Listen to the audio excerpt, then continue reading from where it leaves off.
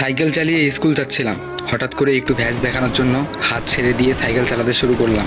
তবে হঠাৎ করে আমার সামনের চাকার মধ্যে একটি ইট লেগে আমি সাইকেল থেকে খুব জোরে পড়ে যাই, আর আমার হাঁটুর মধ্যে ছাল যায়। ছাল গিয়ে অনেক রক্ত বের হয়। তবে আমার পাশ দিয়ে যাচ্ছিল দুইটা মেয়ের মধ্যে একটা মেয়ে খুব হাসতেছিল আমার পড়ে যাওয়া দেখে, আরেকটা মেয়ে আমার দিকে তাকালোই না।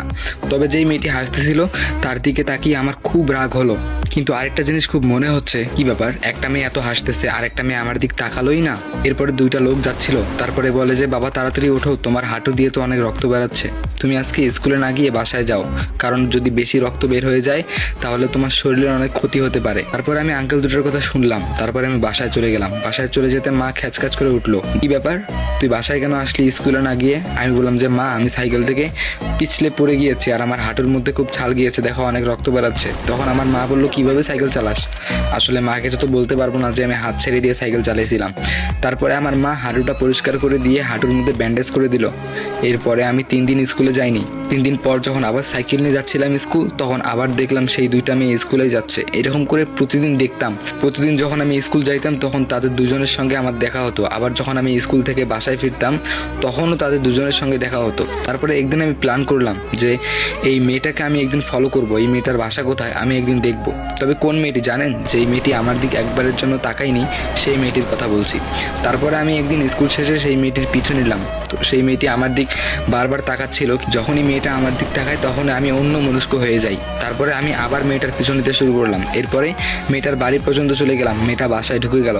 তখনই আমি চিনলাম যে আসলে এই বাসাটাই হচ্ছে সেই মেয়েটার বাসা। তারপরে একদিন আবার ফলো করলাম যে মেয়েটা কোন স্কুলে পড়ে। তারপরে মেয়েটার পিছন পিছন যাইতে যাইতে হঠাৎ করে মেয়েটা স্কুলে ঢুকে পড়লো। আমিও চিনলাম যে ও এই স্কুলে পড়ে। একদিন আমি দেখলাম আমি যে মেয়েটিকে ফলো করি সেই মেয়েটি তার দুটো বান্ধবীর সঙ্গে কোথায় যেন যাচ্ছে। তবে সেই দুটো মেয়েকে আমি খুব ভালো করেই চিনি। আসলে সেই দুটো মেয়ের সঙ্গে আমি ছোটবেলায় পড়েছিলাম, ক্লাস 1 থেকে 5 পর্যন্ত পড়েছিলাম। খুব ভালো ফ্রেন্ডশিপ ছিল তাদের সঙ্গে আমার। যাই হোক, ওদের সঙ্গে দেখে আমার অনেকটা ভালো লাগলো। একটু তো জিজ্ঞেস করা যাবে তার ব্যাপারে, তাই না? একদিন আমি আমার সেই বান্ধবীর সঙ্গে দেখা করলাম। দেখা করে বললাম, আচ্ছা সেদিন যে তুই ওই মেয়েটার সঙ্গে বেড়ালি, সেই মেয়েটির নাম কি রে? তখন তারা বলল, কেন, মেয়েটির নাম জেনে কি করবি? আমি বললাম যে এমনি একটু দরকার আছে। তখন তারা বললো যে মেয়েটার নাম ময়না। আমি বললাম যে ও ময়না, অনেক সুন্দর নাম তো। তখন আমি তাদেরকে জিজ্ঞেস করলাম, আচ্ছা মেয়েটা কি রিলেশন করে? তখন তারা বললো, কেন বলেন তো? আমি বললাম যে আসলে এমনি, মানে একটু শুনতে চাইতেছি, মেয়েটা কি ভালো, মেয়েটা কি রিলেশন করে? তখন তারা বলল, না মেয়েটা রিলেশন করে না, আর ওই রিলেশন করবে কখনোই না। আমি বললাম কেন? তখন সে বলল যে ওই বেশি আমাদের সঙ্গে মিশে না, আসলে ও বেশি কারোর সঙ্গেই মিশে না, ও ওর মতো করেই চলে। আমি বললাম যে ও তাহলে তো ভালোই হয়। তখন আমার বান্ধবী দুটো আমাকে বলল, কি রে, তোর কি পছন্দ হয়েছে নাকি? যদি পছন্দ হয়ে থাকে তাহলে আমাকে বল, আমরা তোর হয়ে প্রপোজ করে দিই। তখন আমি বললাম যে না না, এসব করার কোনো প্রয়োজন নাই, কারণ তোরা যদি আবার বলিস, আবার যদি না করে দেয় তখন ওটা কেমন না, মান সম্মানের ব্যাপার। তখন তারা বললো যে আরে না, কোনো সমস্যা হবে না, বলবো কি? আমি বললাম যে ঠিক আছে, বলে দেখ। তবে একদিন কি হলো, আমার একটা ভাস্তি আমাকে জিজ্ঞেস করলো, আচ্ছা চাচ্ছু, আপনি কি ময়না নামে কাউকে চেনেন? আমি বললাম যে ময়না না তো, কেন, কি হয়েছে? তখন আমার ভাস্তিটি বলে, সেই ময়না মেয়েটি আপনার নামে অনেক কিছু জিজ্ঞেস করেছে আমাকে। আমি বললাম কি কি জিজ্ঞেস করেছে? তখন সে বলল যে আমাকে জিজ্ঞেস করেছে যে ওই ছেলেটার নাম কি রে? তখন আমি বললাম যে ওই ছেলেটার নাম তো বিল্লা। তখন সে বলল যে আচ্ছা ছেলেটা কেমন, ছেলেটা কি কখনো রিলেশন করেছে? আমি বললাম যে না, আসলে ও তো আমার চাচ্চু হয়, অনেক ভালো ছেলে, এই কথা বলেছি আমি চাচ্চু। তখন আমি বললাম যে বাহ, ভালো কাজ করেছিস। তখন আমার সেই ভাস্তিটি আমাকে বললো, আচ্ছা চাচ্চু তুমি কি চিন্তা? আমি বললাম যে না, আমি তো চিনি না, তোকে যে কেন জিজ্ঞেস করছে সেটা তো আমি নিজেও জানি না। তখন আমার ভাস্তি বললো, ও ঠিক আছে, আচ্ছা চলে যাই। আমি বললাম যে ঠিক আছে যা। এই কথা বলে আমার ভাস্তিটি চলে গেল। তারপরের দিন হঠাৎ করে আমার সেই দুটো বান্ধবীর সঙ্গে দেখা হলো। আমি বললাম যে কী ব্যাপার, কিছু বলছে? তখন আমার দুটো বান্ধবী বলল, আসলে ভাইয়া ও তো না করে দিয়েছে। তখন আমার মনটা খুব খারাপ হয়ে গেল। তখন আমার বান্ধবী দুটো হাসতে শুরু করলো। আমি বললাম কি ব্যাপার, হাসতেছিস কেন? তখন তারা বললো, মিষ্টি কবে খাওয়াবি? তখন আমি বুঝতে পারলাম যে আসলে ও রাজি হয়েছে।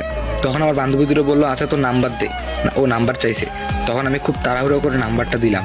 আর আমার বান্ধবী দুটো ওকে গিয়ে নাম্বারটা দিয়ে দিল।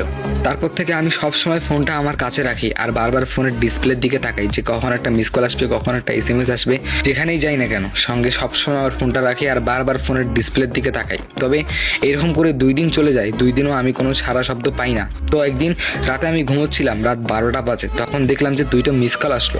তখন আমি মনে মনে ভাবলাম যে এটা কে মিস কল দিল এত রাতে। তারপর আমি ফোনটা ব্যাক করলাম, তবে ফোনটা রিসিভ করে না। প্রথম 3বার কল দিছি, ফোনটা রিসিভ করেনি। যখন 4বারের বেলা কল দিছি তখন রিসিভ করে শুধু বললো যে হ্যালো। তখন আমি চিনতে পেলাম যে আসলেই এটা সেই মেয়েটি, মানে ময়না। তখন আমি বললাম যে কেমন আছো? তখন সে বললো যে ভালো আছি, আজকে আর কথা বলতে পারবো না, অনেক রাত হয়েছে আর আম্মু যখন তখন চলে আসতে পারে, ঠিক আছে আরেকদিন কথা বলবো। আমি বললাম যে আরে কথাই তো বললাম না। তখন সে বললো যে না আজকে আর কথা বলতে পারবো না। তখন আমি বললাম যে ঠিক আছে কালকে কল দিব। তখন সে বললো যে কালকে আবার যখন তখন কল দিয়েন না, কালকে বিকালে কল দিবেন। আমি বললাম যে ঠিক আছে। এই কথা বলে ফোন রেখে দিল সে, আর আমিও ফোন রেখে খুব খুশি হলাম, ছটফট করতেছি। সারা রাত শুধু এইটা ভাবতেই চলে গেল, কিভাবে যে বিছানায় শুতেই কিভাবে যে ফজরের আজান দিয়ে দিল বুঝতেই পারলাম না। শুধু তার চিন্তাই সবসময় মাথায় ঘুরঘুর করতেছে। তো বিকালবেলা আমি তাকে কল করলাম, কল করে তার সঙ্গে অনেক আলাপ করলাম। এরকম করে 1 সপ্তাহ চলে গেল, ফোনের মধ্যে কথা বলতেই আছি। আর প্রতিদিন সকালবেলা তার সঙ্গে সেই স্কুল যাওয়ার সময় দেখা করি। এরকম করে 1 সপ্তাহ চলে গেল। তারপর আমি বললাম যে তোমার সঙ্গে একদিন সরাসরি কথা বলতে চাই। তখন সে বললো যে সম্ভব না। আমি বললাম যে কেন সম্ভব না? প্লিজ আমার জন্য এটা তোমাকে সম্ভব করতেই হবে। তখন সে বলল ঠিক আছে বলো কোথায় দেখা করবা। আমি বললাম যে বাইরে দেখা করি। তখন সে বললো না বাইরে পারবো না, তুমি এক কাজ করো, আজকে রাতে আমার বাসার সামনে আমার পুকুরের পাশে যে বড় আমের গাছটা আছে সেই আমের গাছের ওখানে আসবা। আমি বললাম যে ঠিক আছে। তারপরে সে বললো আর হ্যাঁ 8টার সময়ই থাকবা। আমি বললাম যে ঠিক আছে।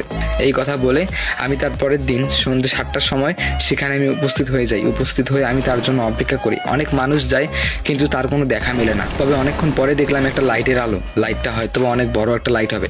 তবে আমি আসার শব্দ একজনের পাচ্ছি না, 2-3 জনের পায়ের শব্দ পাচ্ছি।